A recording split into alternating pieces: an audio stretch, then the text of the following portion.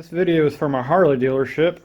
Took my bike in a couple weeks ago because it's making some weird noises when the bike's turned off, which runs for a couple weeks at a time and eventually runs my battery down.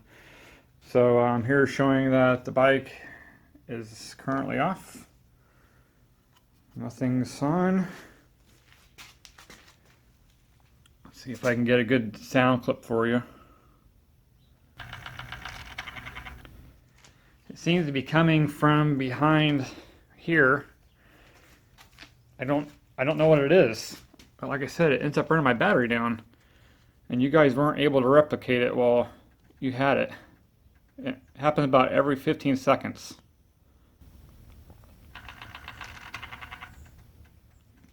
So if you could tell me what that is and why it's doing it, I'd appreciate it. Thanks.